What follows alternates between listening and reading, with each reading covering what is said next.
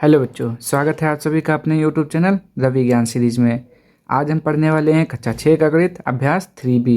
तो अगर आप चैनल पर पहली बार आए हैं तो चैनल को सब्सक्राइब कर दीजिए और वीडियो को पूरा देखिए ताकि आपको हर एक क्वेश्चन अच्छे से समझ में आ जाए। तो चलिए बढ़ते हैं अपने पहले क्वेश्चन की ओर। देखिए क्या लिखा हुआ है। निम्नांकित प्रश्नों 1-2 में केंद्रीय खाने की संख्या उसके चारों ओर के पटलों पर अंकित संख्याओं से किसी प्रकार संबंधित है।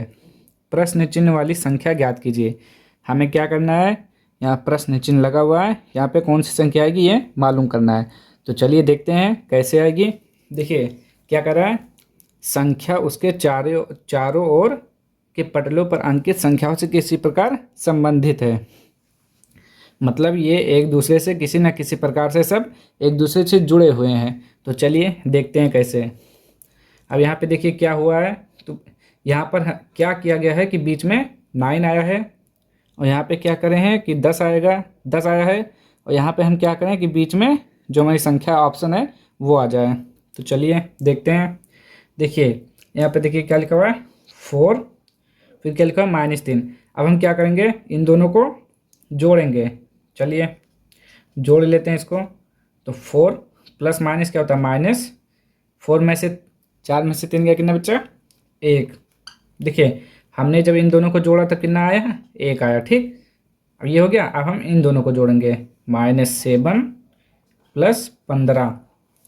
अब देखिए -7 प्लस 15 जोड़ेंगे तो कितना आएगा, 15 में से 7 गया, कितना बच्चा 8। ठीक, नीचे कितना आया हमारा जोड़ने पर 8 आया। ठीक, अब ये सब मिटा देते हैं।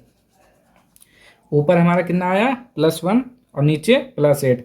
अब जब हम इसको जोड़ेंगे 1 और 8 को तो कितना आएगा 1 + 8 9। ठीक, तो आप समझ में आया क्या हुआ है कि इसमें क्या किया गया है कि पहले इन दोनों को जोड़ा जाता है, फिर इन दोनों को जोड़ा जाता है, फिर जो आता है ऊपर और नीचे जोड़ दिया जाता है। चलिए अब इसको भी इसी तरह कर लेते हैं। पहले 21 और 11 को प्लस कर लेते हैं। 21 11 कितना आ जाएगा 1 1 2 2 1 3। ठीक, इन दोनों को जब प्लस किए तो कितना आया 32। अब इनको जोड़ लेते हैं, -9 प्लस ब्रैकेट में -13। अब देखिए -9 प्लस माइनस माइनस हो जाएगा 13, 13 और कितना हुआ 22, यानी कि माइनस का 22। अब हम क्या करते हैं, इसको और इसको जोड़ते हैं। यहाँ पे प्लस करने पर कितना आया -22 आया। जब प्लस किए तो कितना आया -22। अब हम क्या करते हैं, इन दोनों को जोड़ते हैं, इन दोनों को जोड़ते हैं, फिर ऊपर और नीचे जोड़ते हैं। तो ऊपर कितना लिखा हुआ है 32 और ये कितना लिखा हुआ है -22। तो जोड़ लेते हैं। देखिए जब हम जोड़ लेते हैं इसको, ये -22, ये 32 प्लस माइनस का अंदर गुणा होगा तो क्या होगा माइनस आएगा, -32। अब दो में से 2 गया 0, 3 में से 2 गया 1, देखिए 10 आ गया। तो उसी तरह इसमें भी हम यही करेंगे। ठीक, तो चलिए देखते हैं। पहले क्या करते हैं, इन दोनों को आपस में जोड़ते हैं। 17 प्लस ब्रैकेट में -15। अब देखिए 17 प्लस माइनस -15 कितना आ गया 2। तो यहाँ पे हमारा कितना आएगा 2। अब हम क्या करेंगे, इन दोनों को जोड़ेंगे, -18 प्लस 14। तो ये 18 लिखा हुआ है, 18 और 14। तो ये माइनस से प्लस तो घटेगा, तो 18 में से 14 गया 4, और कौन सा निशान लगेगा माइनस का। ठीक, अब हम क्या करेंगे, यहाँ पे जोड़ने पर हमारा कितना आया -4। अब देखिए अब क्या किया जाता है, इसको और इसको जोड़ते हैं। तो 2 प्लस ब्रैकेट में -4 आया, तो 2। अब प्लस माइनस का गुणा होगा तब क्या माइनस। अब देखिए यहाँ पर क्या लिखा हुआ है 2 - 4, तब बताइए क्या होगा। अब देखिए 2 - 4, तो क्या करेंगे 4 में से 2 घटा देंगे, तो 4 में से तो गया 2, और साइन कौन सा होगा, जो अंक बड़ा होगा 2 और 4 में, 4 बड़ा है हमारा तो 4 के आगे का साइन होगा, यानी कि -2। तो हम यहाँ पे क्या लिखेंगे माइनस, हमारा आंसर क्या हो जाएगा -2, ये आंसर हो जाएगा। ठीक, अब देखते हैं इसी का क्वेश्चन नंबर 2। इसी का दूसरा क्वेश्चन है। देखिए यहाँ पे क्या किया गया है, 15 3 ये लिखा हुआ है खा, ये हमको यहाँ पे पता करना है कि यहाँ पे क्या आएगा। तो चलिए देखते हैं क्या आएगा यहाँ पे। अब यहाँ पर आप देखिए कि क्या हुआ है कि यहाँ पे 10 आया है और यहाँ पे 8 आया है। तो उसी प्रकार जो इसमें संबंध हुआ होगा वही इसमें करना है हमको। तो देखिए हम क्या करते हैं, देखिए 15 3, देखिए जब हम इसको जोड़ेंगे तब नहीं बनेगा। देखिए 15 और 3 कितना हो गया, 15 प्लस -3, तो 15 -3 कितना हो गया, 12। ये हमारा कितना आया, 12 आया। तो इसको कर लेते हैं 19 और 11 कितना हो गया, 19 प्लस 11, 9 1 10 का 0, 1 1 2, 2 1 कितना हो गया, 3, 30। यहाँ पे कितना आएगा हमारा 30 और यहाँ 12। ठीक, अब देखिए अब हम जब इसको जोड़ेंगे दोनों को 30 और 12, तो 2 4 42, बीच में 42 आ रहा है, नहीं आ रहा है। तो इस तरह हमको नहीं करना है। देखिए कैसे करना है अभी पता चल जाएगा। इस तरह हमको नहीं करना है जिससे हमने पहले वाले क्वेश्चन में किया है कि ऊपर का जोड़ के नीचे का जोड़ के सब लिखी है, तो उस तरह नहीं करना है। तो देखिए अब हम इसको दूसरी तरह सॉल्व करेंगे। देखिए यहाँ पे क्या दिया हुआ है 19, यहाँ पे 15, तो हम इससे इसको माइनस करेंगे, यानी कि इधर माइनस होगा। तो 19 माइनस 15 कितना आया, 4। अब उसी प्रकार नीचे से ऊपर का माइनस करेंगे, 11 माइनस, अब देखिए 11 माइनस माइनस प्लस 3 कितना हो गया, 14। ठीक, यहाँ पे कितना आया, 4, और इधर कितना आएगा हमारा, 14। अब इसको होने के बाद हम क्या करते हैं, इधर से इसको माइनस करेंगे, यानी कि 14 से 4 को घटाएंगे। तो 14 माइनस 4 10। तो हमारा रूल क्या लागू होगा, 19 से यानी कि नीचे से ऊपर का घटाना, फिर इधर से इधर का घटाना, फिर जो आएगा इस वाले से इस वालों को घटाना है। तो 10 हो गया। अब इसको भी देख लेते हैं, 5 में से 10 घटाएंगे कितना आएगा, -5 आएगा। फिर 7 में से यहाँ कितना आ गया, -5। अब देखिए 7 में से 4 घटाइए कितना आया, 3 आया। ठीक, यहाँ पे 3 आया। अब हम क्या करते हैं, इधर से इधर को माइनस करते हैं। तो 3 माइनस क्या लिखा हुआ है, -5, तो कितना आ जाएगा, 3 और माइनस माइनस प्लस यहाँ पे 5। अब 5 और 3 कितना हुआ, 8, वही 8 लिखा हुआ है ना। अब इसको भी ऐसे कर लेते हैं। अब देखिए हम क्या करेंगे, 8 से 12 को घटाएंगे पहले, 8 माइनस 12 कितना आया, -4। ठीक, अब 6 से 5 घटाएंगे, तो 6 माइनस 5 कितना आया, 1 आया। यहाँ पे 1 और यहाँ पे -4। ठीक, अब क्या करते हैं हम, इधर से इधर को माइनस करते हैं। तो 1 माइनस कितना आया है यहाँ पे, -4। तो 1 माइनस माइनस प्लस 4 कितना हो गया, 5। तो हमारा जो आंसर हो जाएगा यहाँ पे क्या लिखेंगे हम, 5 लिखेंगे। तो हम देखिए, तो हमारा कौन सा आंसर हो जाएगा, ये क्वेश्चन नंबर मतलब आंसर नंबर दूसरा, ये आंसर हो जाएगा। अब हम देखते हैं इसी का क्वेश्चन नंबर 3। देखिए क्या लिखा हुआ है, अपनी अभ्यास पुस्तिका में खाली जगह भरिए। तो हमें क्या करना है, यहाँ पे जो खाली जगह है उसको भरना है, यानी कि रिक्त स्थान की पूर्ति करना है। तो का नंबर देखिए क्या लिखा हुआ है, 2 पूर्णांकों का योगफल सदैव डैश डैश होता है, क्या होता है। तो चलिए देखते हैं क्या कर रहा है, 2 पूर्णांकों का योगफल, और योगफल मतलब क्या होता है, प्लस। ठीक, योगफल मतलब होता है प्लस, यानी कि जोड़ना। आप इतना ध्यान रखिए कि योगफल मतलब क्या होता है, जोड़ना। कह रहा है 2 पूर्णांक, कितने पूर्णांक, 2। तो हम कोई भी मान लेते हैं, जैसे कि 4, सॉरी ये 2 हो गया, और एक और लेते हैं 4। 2 और 4 अलग अलग हो गए, 2 पूर्णांक हो गए, कोई भी 2 पूर्णांक। फिर कह रहा है योगफल, तो योगफल मतलब प्लस, तो 4 और 2 6। तो कह रहा है कि 2 पूर्णांकों का योगफल सदैव क्या होता है। ये पूर्णांक है हमारा, ये पूर्णांक है, ये क्या है बताइए, ये भी तो पूर्णांक है हमारा। 2 पूर्णांकों का योगफल सदैव क्या होगा, पूर्णांक होगा। तो हम क्या लिखेंगे यहाँ पर, 2 पूर्णांकों का योगफल सदैव पूर्णांक होता है। क्या होता है, पूर्णांक। ये इसका आंसर ये हो जाएगा। अब इसको देखते हैं, 2 धन पूर्णांकों का योगफल सदैव क्या होता है। अब यहीं पर देख लीजिए, ये हमारा पूर्णांक है, ये भी प्लस में है, ये भी प्लस में है। तो कह रहा है 2 धन पूर्णांकों का योगफल, तो एक ये हो गया, एक ये, और इसका योगफल कितना है, 6। अब बताइए ये जो प्लस, सॉरी ये 6 आया है, ये प्लस में आया है कि माइनस में आया है, आप बताइए। तो आप कहेंगे ये धनात्मक है। क्या है? धनात्मक। ये क्या है? 2 और 4 जोड़ने पर क्या आया? 6, और 6 कौन सा? धनात्मक। तो अब क्या कहेंगे? 2 धन पूर्णांकों का योगफल क्या होता है? धनात्मक।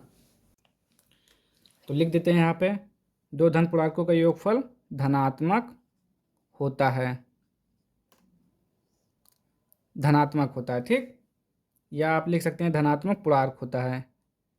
धनात्मक पूर्णांक होता है, ठीक। ये इसका आंसर हो गया। अब देखते हैं इसका 2 ऋण पूर्णांकों का योगफल क्या होता है? माइनस का ले लेते हैं, जैसे कि -2 2 ऋण पूर्णांकों का योगफल, ये -2 हो गया और ये -4 क्या कर रहा है? योगफल। तो जोड़ लेते हैं -2 प्लस -4, तो -2 प्लस प्लस माइनस क्या हो जाएगा? -4। अब 4 हो तो 6 क्या आ जाएगा? -6। क्या आ गया हमारा? -6। अब ये देखिए ये क्या आया? धनात्मक है कि ऋणात्मक? तो आप क्या बोलेंगे? ये ऋण पूर्णांक है, यानी कि ऋणात्मक है। तो हम यहाँ पे क्या लिखेंगे? 2 ऋण पूर्णांकों का योगफल क्या होता है? ऋण पूर्णांक। ऋण पूर्णांक, ये इसका आंसर हो गया। अब देखिए ये क्या लिखा है? 2 धन पूर्णांकों का योगफल धनात्मक पूर्णांक होता है। या आप धनात्मक बोल सकते हैं या केवल धन पूर्णांक लिख दीजिए, सबसे अच्छा होगा। धन पूर्णांक होता है ना, धन पूर्णांक होता है। अब देखते हैं इसी का क्वेश्चन नंबर 4। सत्य अथवा असत्य बताइए। क्या करना है हमको? सत्य या असत्य बताना है। तो चलिए का नंबर देखते हैं। किसी पूर्णांक तथा इसके योगात्मक प्रतिलोम का योगफल शून्य होता है। तो चलिए क्या कह रहा है? किसी पूर्णांक, तो हम कोई भी पूर्णांक मान लेते हैं, जैसे कि हमने माना 5, ठीक। अब कह रहा है किसी पूर्णांक तथा इसके योगात्मक प्रतिलोम। आपको पता होगा योगात्मक प्रतिलोम क्या होता है। अगर जो जैसे हम 5 का योगात्मक प्रतिलोम क्या लिखेंगे? -5। तो ये हो गया ये इसका योगात्मक प्रतिलोम -5। आगे देखिए क्या कर रहा है? किसी पूर्णांक तथा इसके योगात्मक प्रतिलोम का योगफल, और योगफल मतलब आपको बताया ना जोड़ना होता है। योगफल मतलब जोड़ना। तो कह रहा है किसी पूर्णांक तथा इसके योगात्मक प्रतिलोम, तो ये माइनस हो गया इसका योगात्मक प्रतिलोम का। कह रहा है योगफल, योगफल के लिए हमने प्लस लगा दिया, ठीक। अब हम क्या करते हैं? जोड़ लेते हैं इसको। 5 प्लस माइनस -5 क्या कितना आएगा? 5 में से 5 गया 0। तो किसी पूर्णांक तथा इसके योगात्मक प्रतिलोम का योगफल शून्य होता है। सही, बिल्कुल सही बात है। तो अब क्या कहेंगे? सत्य है ये कथन। तो लिख दीजिए यहाँ पे सत्य, ठीक। अब दूसरा देखिए, शून्य ऋण पूर्णांक है। बताइए, हमने आपको बताया है कि जो शून्य होता है, शून्य ना तो धनात्मक होता है ना ऋणात्मक होता है। क्या होता है? उदासीन। शून्य क्या होता है? उदासीन होता है। तो कह रहे हैं यहाँ पे शून्य ऋण पूर्णांक है, तो आप कहेंगे नहीं, ये बात गलत है। तो ये हो जाएगा हमारा असत्य, ठीक। अब देखिए क्या कर रहा है? 2 ऋण पूर्णांकों का योगफल, 2 ऋण पूर्णांकों का योगफल धन पूर्णांक होता है। चलिए देखते हैं। 2 ऋण पूर्णांक हम कोई भी ले लेते हैं, जैसे -2 लिया एक और एक ले लिया -3। अब इसको क्या करेंगे? 2 ऋण पूर्णांकों का योगफल, तो -2 और योगफल के लिए प्लस, ठीक। अब हम क्या करते हैं? जोड़ लेते हैं -2। अब देखिए प्लस माइनस का जब ब्रैकेट हटेगा तो क्या हो जाएगा? -3 और 2 5 और माइनस का है तो माइनस। अब बताइए ये जो हमारी जो संख्या मिली हमको, ये धनात्मक है कि ऋणात्मक? तो आप क्या बोलेंगे? ये क्या है? ऋणात्मक, ठीक। तो यहाँ क्या कर रहा है? 2 ऋण पूर्णांकों का योगफल धन पूर्णांक होता है। कह रहा है धन, ये धन है नहीं ना, ये क्या है? ऋण है। तो आप क्या कहेंगे? ये बात भी बिल्कुल गलत है, यानी कि असत्य है, इसका कथन गलत कह रहा है। अब इसको देखते हैं क्या लिखा हुआ है? किसी पूर्णांक और शून्य का योगफल उस पूर्णांक के बराबर होता है। तो चलिए इसको भी देखते हैं क्या कह रहा है। ये कह रहा है किसी पूर्णांक, तो हम कोई भी पूर्णांक मान लेते हैं, जैसे कि 4 मान लिया हमने। ठीक, किसी पूर्णांक और शून्य का योगफल, शून्य बोले कि शून्य माने क्या होता है, 0। कह रहा है शून्य का योगफल, और योगफल मतलब प्लस, उस पूर्णांक के बराबर होता है, मतलब जो ये पहला वाला होता है इसी के बराबर होता है। तो चलिए देखते हैं। 4, 4 में जब हम 0 जोड़ते हैं तब क्या आएगा, 4 ही आएगा। तो देखिए क्या कह रहा है, किसी पूर्णांक का और शून्य का योगफल उस पूर्णांक के बराबर होता है। किस पूर्णांक के, पहले वाले के। ठीक, तो देखिए हमारा पहला पूर्णांक मिल गया ना। तो इसका कहना का मतलब है कि किसी पूर्णांक में कुछ भी, जैसे कि -2 है, अगर 0 जोड़ेंगे तो हमें वही पूर्णांक मिलेगा। कौन सा, पहले वाला, -2 ही आएगा। तो इसके कहने का मतलब है सही है ये, किसी पूर्णांक और शून्य का योगफल उस पूर्णांक के बराबर होता है, सत्य। ये बात क्या है, सत्य है। आप कोई भी पूर्णांक मानिए, कोई भी पूर्ण, जैसे 5 ले लिए, -5 ले लिए, और -5 में जब आप 0 जोड़ेंगे, शून्य बोला है ना, शून्य मतलब 0, तो क्या मिलेगा हमको, -5 मिलेगा। वही पूर्णांक मिल गया ना पहले वाला। तो उसका कहने मतलब यही है। आप देखते हैं इसका क्या होगा, का, खा, गा, घ, अंगा। अंगा नंबर देखते हैं इसका। चलिए अंगा नंबर देखिए क्या लिखा हुआ है, एक ऋण और एक धन पूर्णांक का योगफल सदैव धन पूर्णांक होता है। तो चलिए करके देख लेते हैं। एक ऋण, ऋण मतलब क्या कर रहा है, माइनस की संख्या। तो मान लेते हैं कोई, जैसे कि -3, और दूसरी संख्या क्या कर रहा है, एक ऋण और एक धन पूर्णांक। धन मतलब क्या हुआ, प्लस का, तो हम मान लेते हैं +4। ठीक, ये हमारी क्या होगी, पहली संख्या, ये दूसरी संख्या, यानी कि ये ऋण पूर्णांक और ये धन पूर्णांक। अब क्या कर रहा है, का योगफल, योगफल मतलब जानते हैं ना, प्लस, योगफल मतलब क्या करना है, प्लस। तो -3 + 4, अब देखिए क्या आएगा, 4, ये माइनस से प्लस तो क्या होगा, माइनस। तो 4 में से 3 गया, कितना बचा, 1 बचा। 4 में से 3 गया, कितना बचा, 1 बचा। ठीक, तो कह रहा है एक ऋण और एक धन पूर्णांक का योगफल सदैव धन पूर्णांक होता है। क्या कह रहा है, सदैव। एक बार और देखिए, अब हमने लिया जैसे कि हम क्या मान लेते हैं, जैसे कि हमने मान लिया -6 और यहाँ पे प्लस का 2। अब जोड़ते हैं तो -6 और +2 कितना हो गया। अब क्या करेंगे, 6 में से 2 गया, कितना बचा, 4, और माइनस का निशान देखिए कौन सा निशान है 6 के आगे, माइनस, तो ये हो गया -4। तो कहने का मतलब है कि एक ऋण और एक धन पूर्णांक का योगफल कभी प्लस में आता है और कभी माइनस में आता है। ठीक, हमेशा ना प्लस में आएगा ना माइनस में आएगा। तो ये कह रहा है सदैव, यानी कि हमेशा, हमेशा धन पूर्णांक आता है। तो आप कहेंगे नहीं, क्योंकि देखिए हमने यहाँ पे जब जोड़ा माइनस और प्लस तब क्या आया, प्लस में आया। लेकिन हम वही चीज़ जब यहाँ पे करते हैं तो हमारा आंसर किस में आता है, माइनस में आता है। तो सदैव धन पूर्णांक होता है, नहीं, कभी कभी होता है। तो ये क्या हो जाएगा, असत्य। ये केवल कभी कभी हो सकता है, हमेशा नहीं। अब दूसरा देखिए क्या कह रहा है,